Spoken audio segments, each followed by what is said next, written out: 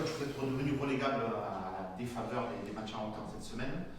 Qu'est-ce que ça change à l'avance du sprint final, à l'avance de ce match à Dijon, d'être relégable aussi? Rien, ça change rien. Qu'on ait un point de plus ou un point de moins, ça change absolument rien. L'essentiel, c'est de ne pas l'être à la dernière journée de championnat. Donc un point de plus ou un point de moins à 8 journées de la fin. D'autant plus qu'on devient relégable sans avoir joué. Avec tous ces matchs en retard. Vous en avez parlé entre vous, tu vas en parler pendant tes Non, discours? non, non, j'en ai juste parlé au lendemain des matchs en retard. On va dire que voilà, que là, il y a une petite chose de changer. C'est qu'on était passé relégable, mais bon, voilà, c'est pas non plus ce qui doit nous faire trembler. À nous, justement, d'aller faire un résultat à Dijon pour se sortir de la zone de relégation. Comment tu juges la dynamique actuelle de l'équipe? Il y a eu un bon début de phase retour, là vous restez sur une victoire sur les 5 dernières journées. Comment est la dynamique en ce moment? Je dirais que la dynamique, elle est entre le négatif et le positif. Voilà. On ne réussit pas à régler notre problème parce qu'on est en déficit de points. Mais le problème, c'est que à la limite, on peut accepter de perdre à l'extérieur, même s'il ne faut pas accepter de perdre les matchs. Quand je dis ça, je pense au match de Niort. Mais encore faut-il être capable de gagner le match qui arrive derrière, c'est-à-dire celui qu'on n'a pas réussi à gagner vendredi dernier. Voilà. Alors qu'on aurait dû facilement l'emporter. Je crois que cette équipe de Marignane, je pense qu'elle était plus qu'heureuse en repartant de Nîmes avec un point dans son escarcelle. Malheureusement, encore une fois, on peut s'en prendre qu'à nous-mêmes. À partir du moment où on n'arrive pas à mettre le ballon au fond des filets, c'est compliqué de gagner les matchs. Voilà. Mais on en parle à chaque fois, quoi. C'est notre éternel problème, il est là, donc j'espère qu'on va réussir à le résoudre au fil de ces 8 derniers matchs qui nous permettra de les gagner déjà et au moins de prendre le nombre de points dont on a besoin pour se maintenir. Que retenez-vous de positif de ce match contre Marignane? Qu'on a eu énormément d'occasions et si on a eu énormément d'occasions, c'est parce qu'il y avait de la qualité dans le jeu. Voilà ce que je retiens de positif. Voilà aussi ce qui a changé depuis la phase retour. Est-ce que cette semaine à l'entraînement, on a spécifiquement travaillé sur les finitions? Non, on a travaillé comme toutes les semaines devant le but, parce qu'on travaille toutes les semaines devant le but et ce depuis le début de saison. L'adversaire, Dijon, c'est très irrégulier, c'est un peu difficile à suivre leur résultat. Qu'est-ce que tu peux dire? C'est surtout une équipe qui est performante à domicile. Hein. Donc les trois quarts de ses points, elle les a pris sur... je crois qu'ils ont fait 7 victoires à domicile, 4 nuls de défaite, ça doit être ça. Donc ils perdent souvent à l'extérieur. Donc voilà, leur irrégularité, elle se situe surtout lorsqu'elle sort. Donc on sait que c'est une équipe qui sera très difficile à battre puisqu'elle joue chez elle. Voilà ce que je pense de l'adversaire. Se déplacer 2 fois d'affilée, c'est embêtant. Bon, on va déjà se déplacer une fois à Dijon, puis on verra ensuite. En tout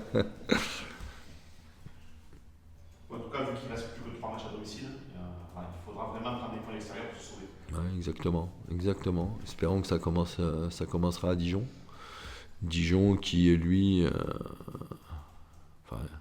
Dijon était une équipe qui jouait la montée, je crois, en début de saison, si je me souviens des objectifs annoncés. Après, donc c'est une équipe qui va vouloir vite se maintenir dans ce championnat, au risque d'avoir une fin de saison un peu compliquée. Et c'est sûr que si on commence à regarder les points et si on parvient à les battre demain, on les met un petit peu avec nous, quoi. Voilà, ça ferait une équipe de plus dans la lutte pour le maintien.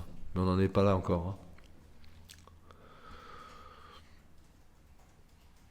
Est-ce que c'est plus pour le maintien qu'il y a dans ton équipe, est-ce qu'il y a des choses qui t'inquiètent?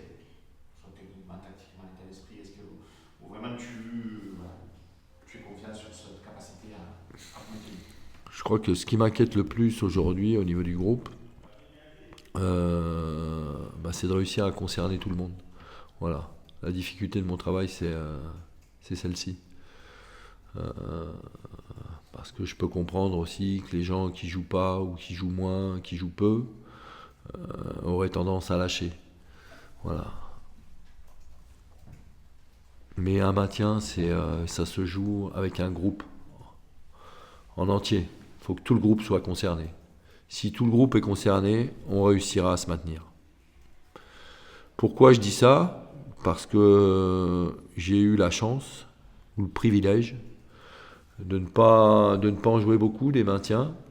En revanche, j'en ai joué un à Guingamp, et croyez-moi, alors certes, on avait de la qualité sur le terrain, mais il y avait un état d'esprit qui régnait dans ce groupe-là, et tous les joueurs se sentaient concernés. Et c'est une des raisons pour lesquelles on s'était maintenu et on avait fait une fin de championnat en feu d'artifice. Voilà, c'est aussi pour ça que je vous dis ça en ce qui nous concerne. C'est là-dessus que je m'appuie. Quels sont les ressorts pour justement garder concerner des joueurs qui ne jouent pas beaucoup? C'est pas facile, il faut leur montrer autant de considération que les autres, voilà, tout simplement.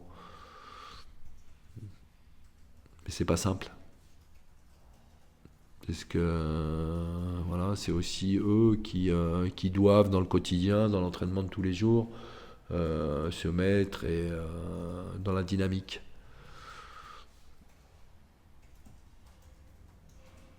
Après, non, j'ai pas non plus trop à me plaindre au niveau de l'état d'esprit de ce groupe. Hein. Attention, hein, ne me faites pas dire ce que j'ai pas dit. Hein. Il y a quand même un groupe qui se sent globalement concerné. Hein.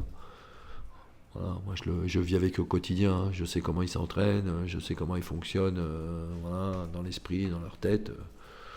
Donc globalement, ça se place plutôt pas mal. Sur les matchs à l'extérieur, même si vous avez pris quand même quelques points récemment, mais qu'est-ce qu'il faut faire de différent pour être plus régulier? Il reste quand même 5 matchs à l'extérieur. Ouais, je pense qu'on doit éviter toutes les erreurs individuelles qui parfois nous coûtent des buts. Ça, c'est la première des choses. Donc on doit être irréprochable sur le plan défensif, et puis je pense que offensivement, il faut qu'on se lâche, quoi. Faut pas être dans le calcul. Voilà, c'est surtout ça. Faut réussir à imposer un jeu à l'extérieur. Faut pas être fébrile. Faut pas jouer petit bras.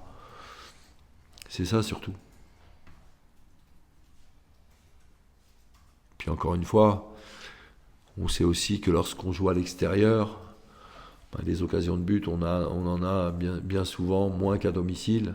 Donc les occasions qui se présentent lorsqu'on est à l'extérieur, faut les transformer en but.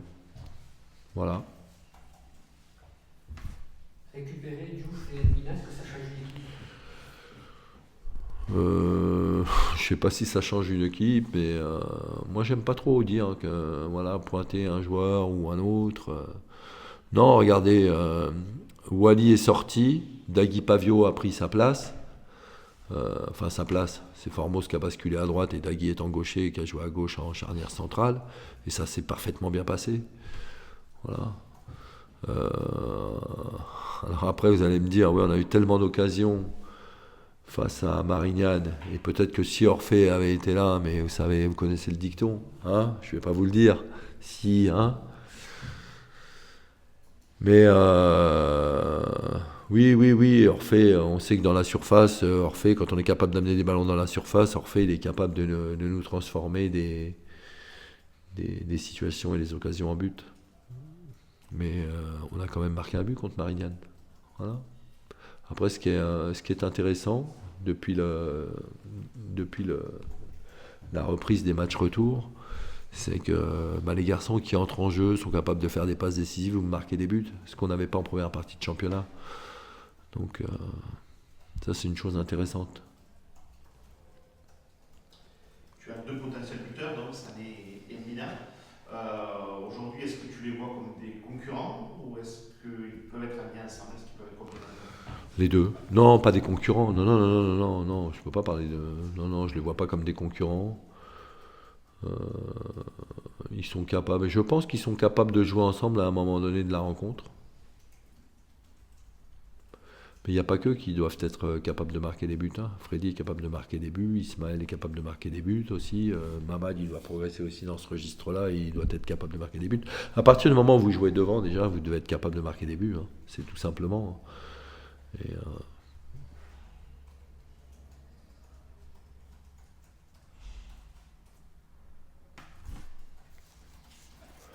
mais non, mais je les vois pas comme des, je les vois pas comme des concurrents, même si oui, la concurrence, elle existe. Mais je les vois pas comme des concurrents. Non, non, non. Je veux aussi le jour où je vais faire appel à eux deux sur le terrain. Je me pose même pas la question. Je sais que s'ils ont besoin de jouer ensemble, ils joueront ensemble. Voilà, c'est là où je les vois pas comme des concurrents. Voilà, c'est ça que j'ai voulu dire. C'est bon?